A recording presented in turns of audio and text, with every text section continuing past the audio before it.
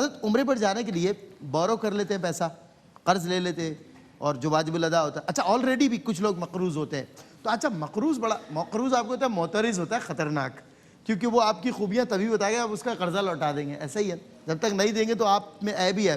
اچھا وہ کہتا ہے بھائی عمرے پر چلے گئے، عمرہ اللہ قبول ہی نہیں کرے گا، میرا پیسہ ہی نہیں دے کے گئے، مجھے ضرورت ہے پیسے کی، کیا فرمائیں؟ بسم اللہ الرحمن الرحیم صلی اللہ علیہ حبیب محمد وعلی آلہ وصحبہ بارک وسلم. دیکھیں عمرہ کرنا تو بہت اچھی بات ہے، سعادت کی بات ہے، سنت بھی حضور جان عالم علیہ السلام کا مبارک طریقہ بھی ہے.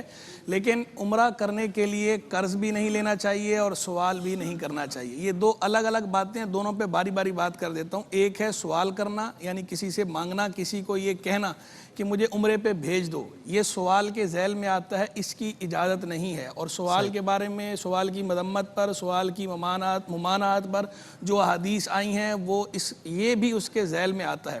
حضور جان عالم علیہ السلام نے ارشاد فرمایا کہ جو مال کا سوال کرتا رہے گا قیامت میں اس حال میں آئے گا کہ اس کے چہرے پر گوشت کا ایک ٹکڑا بھی نہیں ہوگا، یعنی بے آبرو ہو کر آئے گا. یہ صحیح بخاری کی حدیث ہے. سوال کی ایسی مذمت ہے. حضور جان عالم صلی اللہ تعالی علیہ وسلم نے ارشاد فرمایا جو سوال سے بچے گا اللہ اسے بچائے گا، تو جو دنیا سے بے پرواہی کرے گا اللہ اسے بے پرواہ رکھے گا. یعنی جو بے پرواہی برتتا ہے اللہ تبارک و تعالیٰ اسے بے پرواہی دیتا ہے، عطا فرماتا ہے، اللہ کی طرف سے اس کی خاص مدد ہوتی ہے. تو سوال تو نہیں کرنا چاہیے، اور یہ بھی سوال کے زمرے میں آتا ہے کسی کو یہ کہنا کہ مجھے عمرہ کرا دو. اچھا آپس کی بات ہے، میں آپ کو عرض کروں، آپ کی نالج میں بات ہوگی. ویسے بسا اوقات آپ نے دیکھا ہوگا ثنا خاں ہمارے ہوتے، وہ جو ہے جیسے عمرے کا شعر آتا ہے اور سامنے کا کوئی سیٹ صاحب بیٹھے ہوں، آپس کی بات ہے تو ان کے زارو قطار کیفیت بن جاتی ہے کہ میں مدینہ جاؤں، اور آپ کی نظر بھی ہے یہ شعر. جی خیر، اب وہ کسی کی قلبی جو کیفیت ہے اس پہ تو ہم حکم نہیں لگا سکتے. قلبی کیفیت کسی کی جو ہے وہ اس کا اور خدا کا معاملہ ہے. کوئی واقعی اگر ایسا ہی صرف کسی سیٹ کو دکھانے کے لیے کر رہا ہے تو ظاہر بات ہے تو مذموم ہے.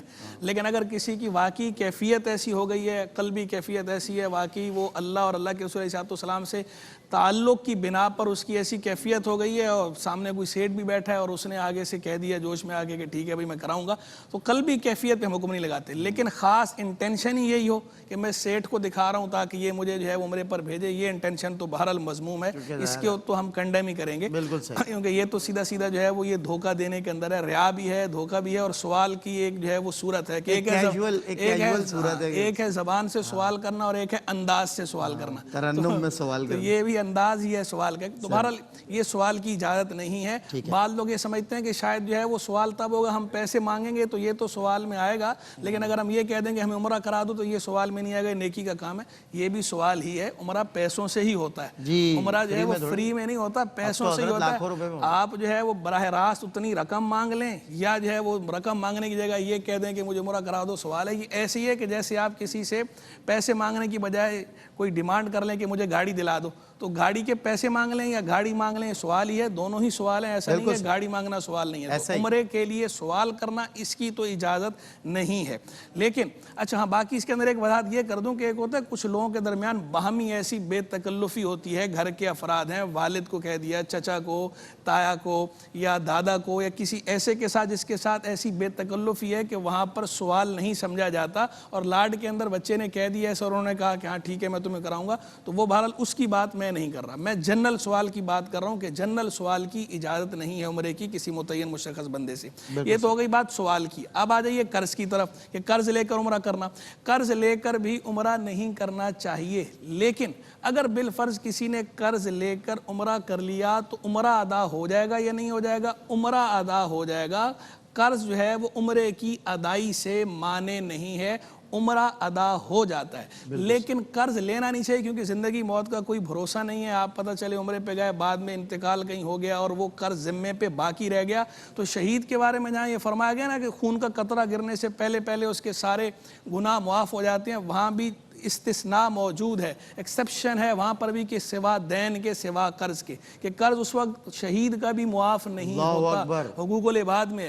تو اگر پتہ چلا قرض آپ کے ذمے میں رہ گیا، انتقال ہو گیا، تو وہ قرض آپ کے ذمے باقی ہے، جب تک ادا نہیں کیا جائے گا یا وہ بندہ معاف نہیں کرے گا آپ عند اللہ بری و ذمہ نہیں ہوں گے. تو معترض جائز ہوا. جی ہاں، تو اسی لیے آپ جو ہے وہ قرض نہ لیں، بہتر یہ ہے. لیکن کسی نے لے لیا تو عمرہ ادا ہوا یا نہیں ہوا؟ عمرہ ادا ہو گیا.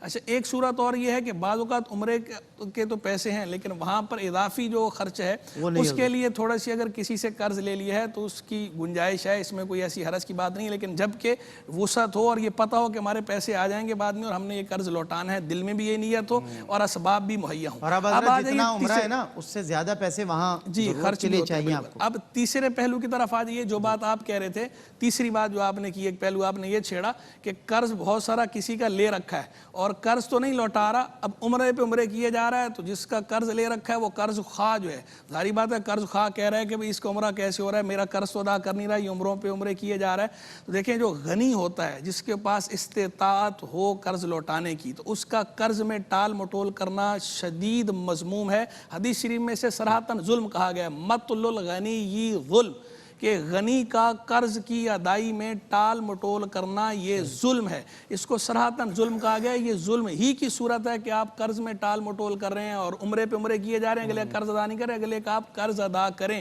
ہاں اگر جو ہے وہ قرض ہے بہت زیادہ اور عمرے کی جو ادائی آپ نے کرنی ہے وہ کم ہے اور جو قرض خواہ ہے وہ اس پر راضی ہے کہ آپ عمرہ کر کے آ جائیں، آپ مجھے بعد میں دے دیجیے گا، اور آپ کے پاس اسباب ہیں کہ آپ اسے بعد میں دے سکتے ہیں، اور ابھی اس وقت اتنے اسباب نہیں ہیں کہ اسے دے پائیں، آئندہ امید ہے اگلے 6 ماہ میں یا اگلے 3 ماہ میں ایسی امید ہے، تو ایسی صورت میں اس کی گنجائش بھی ہے، لیکن ویسے جان بوجھ کر قرض کی ادائی میں ٹال مٹول کرنا اور عمرے پہ عمرے کیے جانا یہ درست نہیں ہے، یہ بھی ظلم ہی کی ایک صورت ہے۔ بالکل صحیح۔